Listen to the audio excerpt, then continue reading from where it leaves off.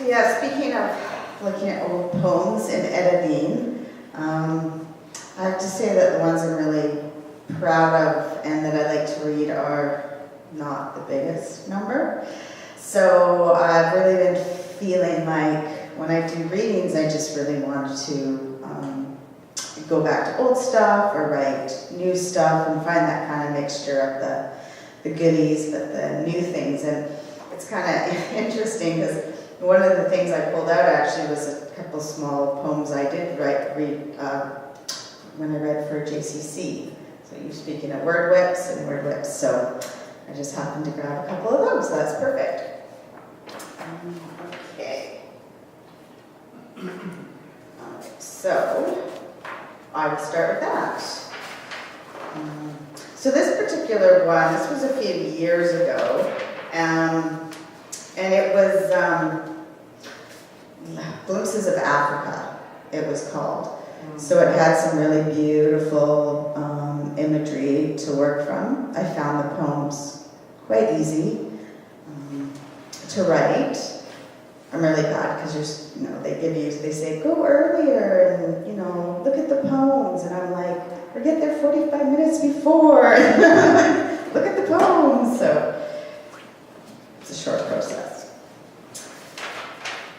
So the first one was a woman just sitting in, there was this beautiful light coming in, and she was this beautiful African woman, and she was kind of just sitting there, and you couldn't really tell if, she was in repose, but you couldn't tell how her emotions were. And the name of the painting was Esther Mashilangu, which I'm probably totally getting wrong. Self-identity comes in many colors, as a rainbow of lifetimes lived, swirls pressing skin taut over cracks that run beneath. Here, on a barren floor where sits the throne of wisdom touched with grace, serenity placed on a template of weary rock, which cries out for the hues above. This dry cracked earth is made less somehow, mocked by vivid walls. She holds her space, her kingdom, roughness felt as velvet capes cascading round. There is peace in barrenness, riches that one cannot see, those of the heart inside. We are all queens, she seems to say, and I am blessed.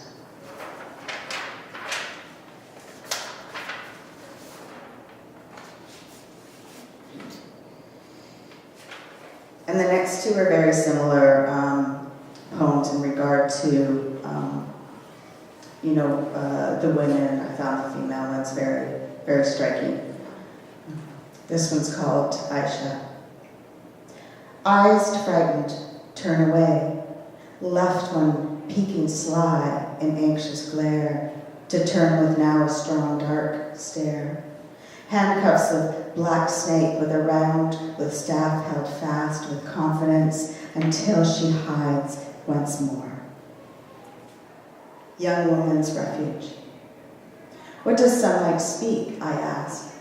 Are there words woven into flames of yellow silk that fall on muddied stone? Messages of safety and light above that comforts with its warmth? It speaks to simple beauty, those who listen well. What does she hear in that ray of sun? Does life reveal itself in that small, cramped space, telling of secrets that ease the mind, knowing all there is? Small refuge in the truce of life to find peace and found. And the last one from this one is called, so this one was, I kind of like the dark stuff, and I love this one because it was these amazing big vultures, and you can imagine the kind of painting. Silent, stealthy wings of death, waiting, waiting, knowing, knowing. Eyes dark pits of haunting, hungry want, flash images of flesh torn from skin, electric in its need. The shudder of dark pleasures met, addictions quenched, sears into the desert where life only clings to survive. A breath away from hardened skin and dusted bones, where life escapes moment upon moment, takes flight, the stage set, where warmth and being become flat, cold death. The maker met, a memory left of a life that seemed to never be, nothingness once again. Let me know if I'm running long too. I only have 3. Okay. So the next one is just, I live in East Vancouver. I live right around Main and East Broadway area, and it's my favorite area in all of Vancouver. So I just wrote a poem about being in that area. Main and Broadway, the old brick building on the corner, still beautiful, now a money mart, yellow and garish in its obtrusiveness. Fire happened twice, a short time and area apart. The landscape altered, allowing franchise to come in where once there was heritage. Now a Tim Hortons, its red awning, a slow disappearing of a part of the city I have always loved, right in the middle, concentric circles around, leading out to all places east and west, the epitome of what Vancouver is to me. The old city, still not willing to be pushed out yet.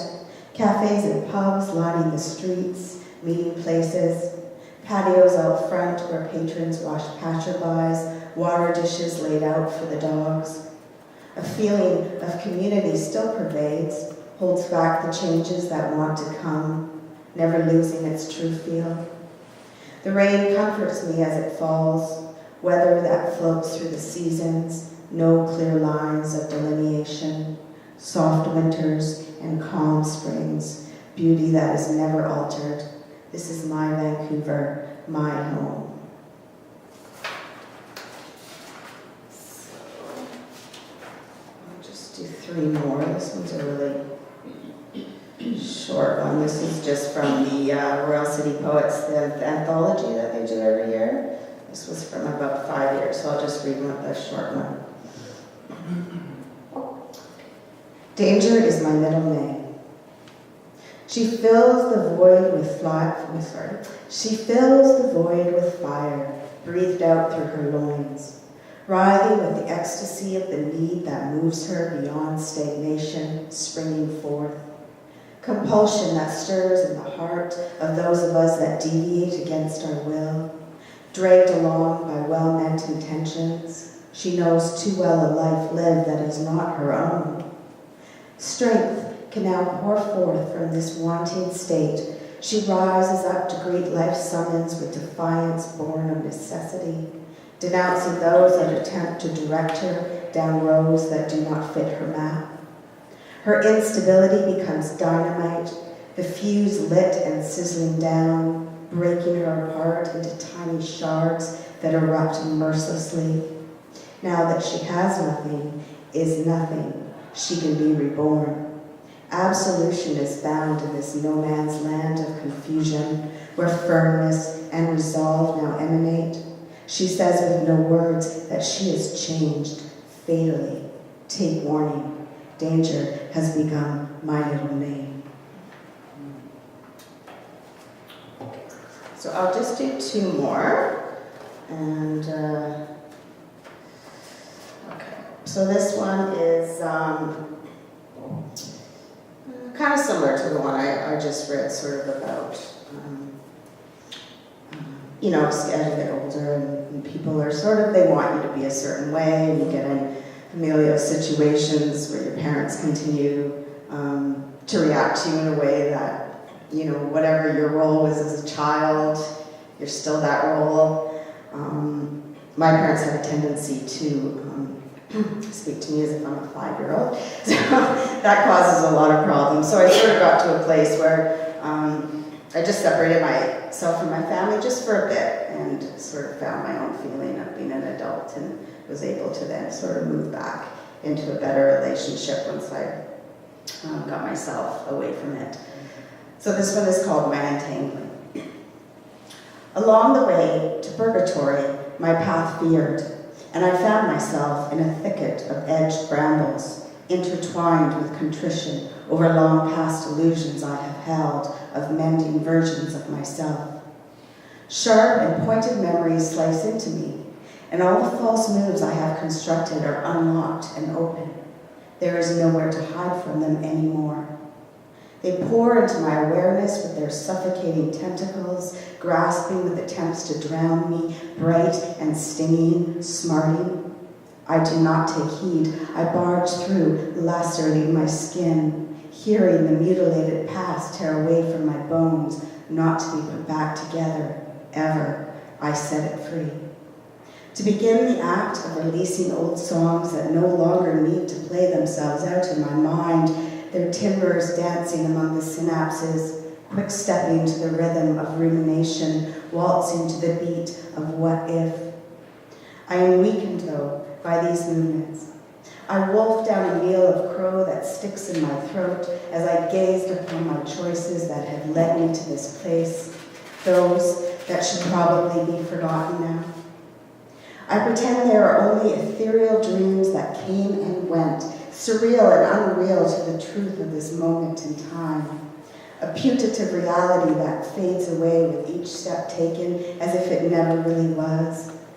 As I traverse this new terrain, these thoughts still prod me, following me, nagging like an uncomfortable and rough tag in my shirt, rasping against my neck to remind me of his presence, scratching at the membrane of the back of what is me. With each step forward through the prickly, pronged path, I feel everyone shoot through my body like a sudden cramp, one that seizes me with its acuteness, stops me in my tracks, my progression halted, drawing me backwards. As I push this new birth out into my world, breathing with the contractions of fear, I must allow this life to emerge without struggle, propel out of me as if thrust by a booster, its strength enough to envelop me, become me, to entangle me before I am put back together, yet different now. Is one more okay, Candy? Yeah, of course, yeah. And now, I will, just the last one is, one thing to talk about writing is I feel frustrated because I have poems that I feel really strong, and then I have poems where I just feel like I'm just saying the same thing over and over again, and as I'm editing, I'm like, geez, I just said that in four different poems, and so really trying to challenge myself to try other ways. So just to explain it really quickly, we got some mail to the Burnaby Writers Society, and it's from this man. His name's Charles Bodner, and he sends these really bizarre, and he sends them out all like to community places and to politicians, trying to get them, and he sends like these weird, like there's this weird racist kind of poetry, and then he's asking Trump to do something for him, and then he sends like a playing card to everyone, and people are sending him back to him saying, well, thank you, here's your stuff back, you know, kind of like, you know, so then he just keeps sending them, oh my goodness, it was the best thing ever. So what I did was I went through some of this stuff and I tried to imagine what the people would actually want, how they would actually want to answer this. Number 1. Dear Mr. Bodner, we have received your recent communication to the mayor's office. Unfortunately, we are unable to send money to citizens and are unclear as to what nasal little wee fat pad stands for. I've read your poem, although I have no idea why you sent it. In all honesty, I have to say that was the most racist and prejudicial piece of crap I have ever read. Although you state your birth took place in a garbage can, which must be very traumatizing, I am not quite sure how we may help you with that. I'm also not familiar with white kitty slaveholders, but that is neither here nor there. I am returning your letters as I am really not interested and directing you to other politicians to let them deal with your crazy ass. Regards, Mayor of Maryland. P.S. Africa is not spelled with 2 E's. 2. Dear Mr. Bodner, in regard to your recent correspondence, which included various letters and poems, none of which have been read, I am unable to assist you as I do not want to deal with you. I will say there is no case number on file. Thankfully, according to our court, there are no cases recorded for Charles Bodner, so I'm returning all letters. Please do not contact our office in the future. Regards, Thayer County Court Clerk. P.S. Have you ever thought of anger management courses? 3. Dear Mr. Bodner, as we are a grant organization for artists, the documents you send us are completely irrelevant and actually quite disturbing. We don't have any ability to pass your handwritten note and legislative idea, Bill of Sale, S-A-I-L, for enactment onto President Trump. And being artists, we don't like him anyway. I don't believe your poem, A Convoy of Ships, will work as a supporting document for this bill, although the racist drivel you spout does tie in well with his rhetoric. I'm returning all documents to you. Please remove us from your mailing list. Regards, Mississippi Arts Commission. P.S. Unfortunately, we have misplaced the 6 of Spades playing card you sent us for some reason, so we have enclosed a Queen of Hearts in exchange. 4. Dear Anonymous, thank you for contacting our office, and we are sorry to hear you have become frustrated in your search for assistance. I will try to make this as pleasant as possible, tell you that it is our privilege and duty to help you, as you are obviously quite unhinged. In regard to your poem, Legislation of Dope Dealers International, we do not accept submissions as we are a government office. Thankfully, as we are federal, we have no responsibility to deal with this matter, only to pass on a 1-800 number and wash our hands of it. Regards, United States Senate. P.S. If you would like to stay anonymous, I would suggest in the future you do not add AKA Charles R. Bodner in your letter. That's it for me. Thank you.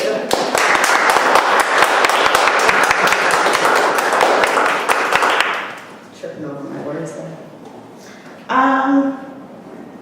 Yeah, my process is really, a lot of times it's like the last minute I have to have something done. I'm a kind of a procrastinator. But it kind of comes and goes. I go through long periods where I don't write. I go through periods where I know what I want to write, or I have a title in my head, and it's just a matter of waiting till it all comes out. The biggest thing I have to watch is I'm a perfectionist. And I feel like it has to come down on the page, perfect, and someone's going to come and read it, and they're going to laugh at me, and I have all these kind of neuroses in my head going on that often keep me from just being able to just put out, even if it's bad, just to start the process. So that's kind of what I'm struggling with. So I'm really trying to go back and edit old stuff. And yeah, so basically, I don't really have anything other interesting going on in my life. I work a lot.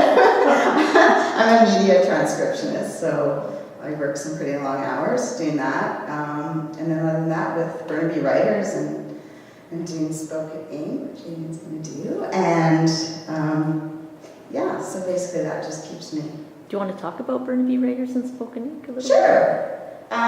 We're the third Tuesday of every month from September to June. And then we hold workshops beforehand so people can come and we read our pieces and people can do a critique on it and give feedback. And yeah, it's just we have an open mic, and then we have features.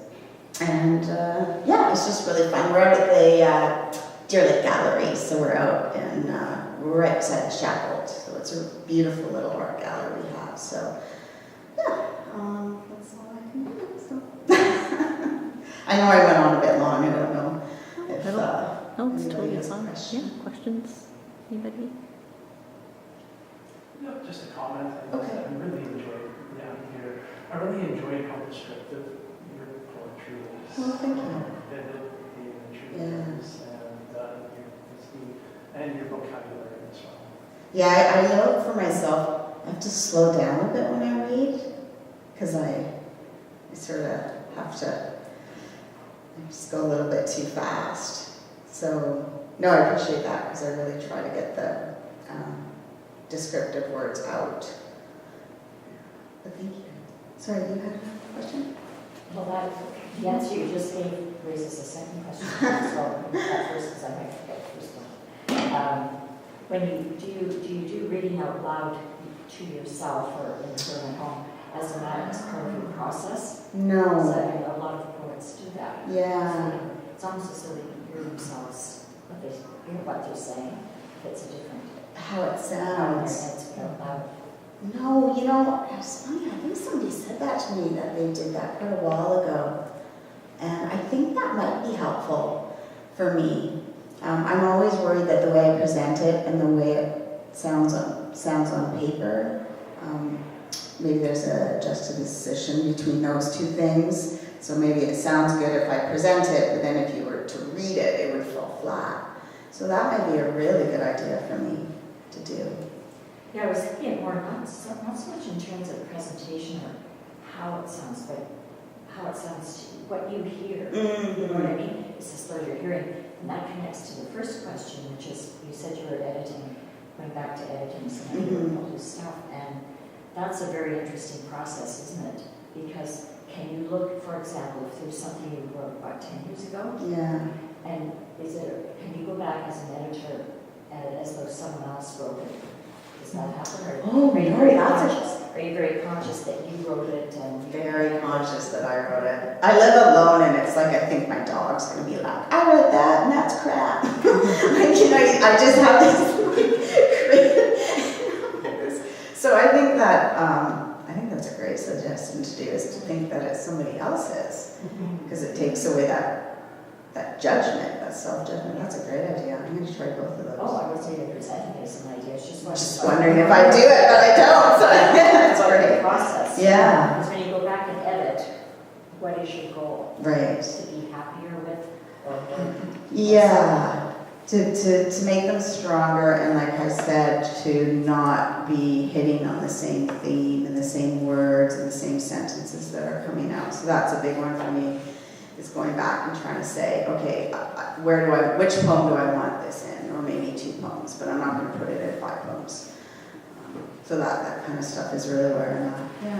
Yeah, thank you. Well, I will thank everyone for listening and coming, and that's you. And it was lovely to hear both of you